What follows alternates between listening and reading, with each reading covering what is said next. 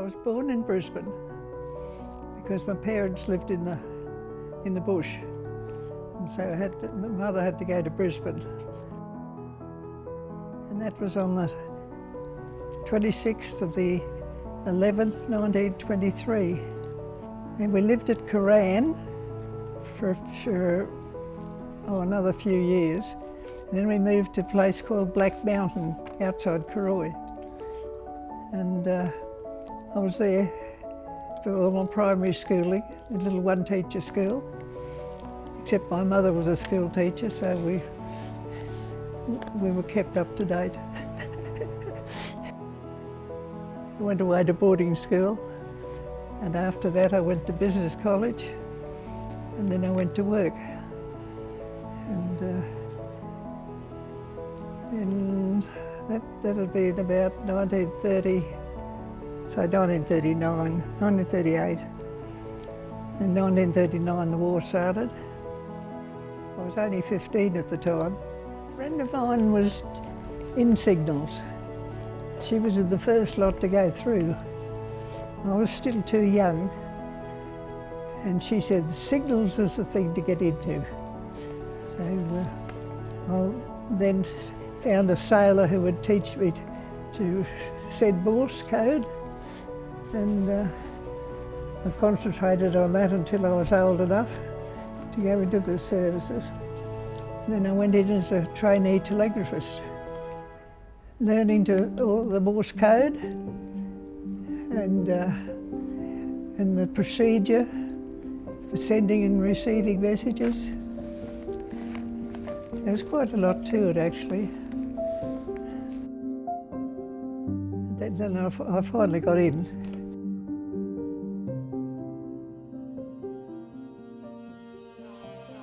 We did our rookies at Toorak, and then the wireless school, Wooragaleen I think it was called, and it was at Toorak too. We were in beautiful homes there that were stripped bare. We slept on the floor. It's like dormitories, yeah. And if you wanted hot water, you had to stoke the donkey. They gave us a test, and the test seemed to be if you could still do a square root.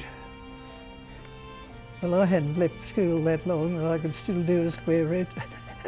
So I got in and we went to Point Cook to do radio theory.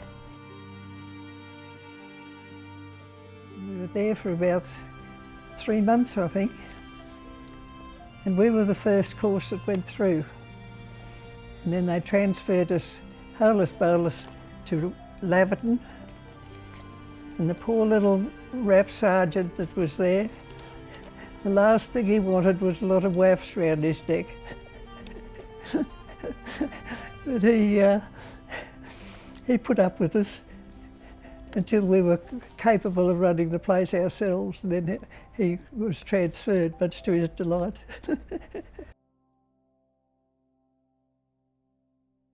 Well, actually, when they posted me to Maryborough, they posted another 4 girls there too.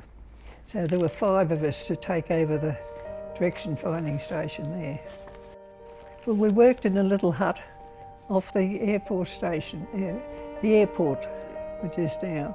Actually, we were only at a training station, but what we did, if a plane got into trouble, fog or something like that, they would call us, and we would give them their bearing from us,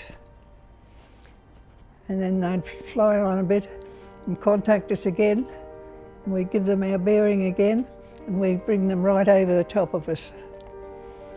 And then from there, they had a special way of landing. But it was an interesting job though. And we ignored any Morse that came from the Timor Sea area. And but there was Richmond, Parkes, I think Nil, and ourselves, all on the same frequency, listening what distress frequency it was. And one night we got a Japanese morse off Gabo Island. And I don't know what happened to it or anything, but we all set our bearings in and they could pinpoint it. When the patrols went out in the morning, we switched over onto their frequencies, and they'd often forget there were girls at the other end.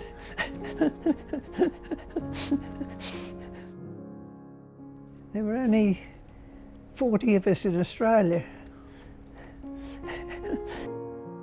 8 stations and 5 of us at each one. No, we all got along well together. Mind you, you worked on your own shifts. We had a guard to guard the hut we were in. Someone said you need a guard to guard the guard.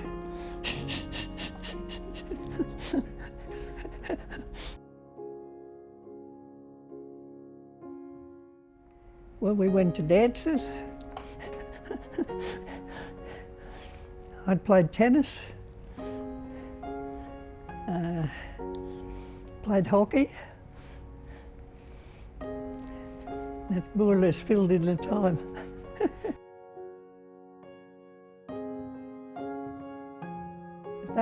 Those days, if you got married, you automatically were put off. But I didn't meet my husband till after the war, so there was no problem.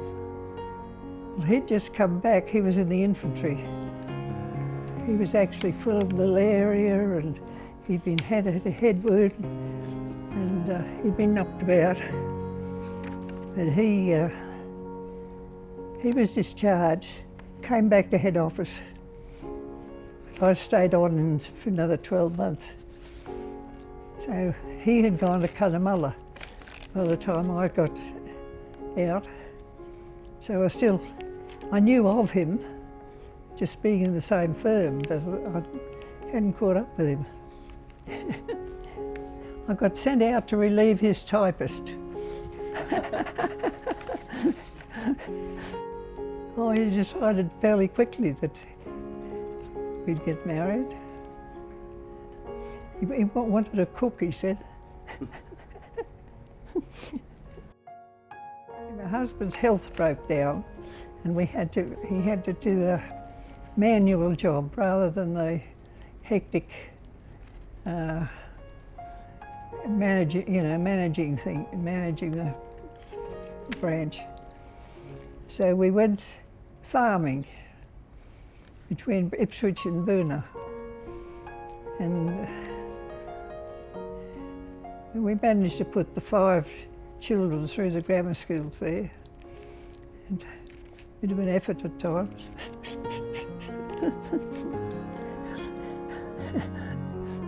And anyway, it was all worth it. He passed away in January 2013. He was 98. Got 5 children, 15 grandchildren, and nearly 17, I think it is, great-grandchildren. Well, I played croquet. I was secretary of the Church Guild for quite a while. I kept myself busy.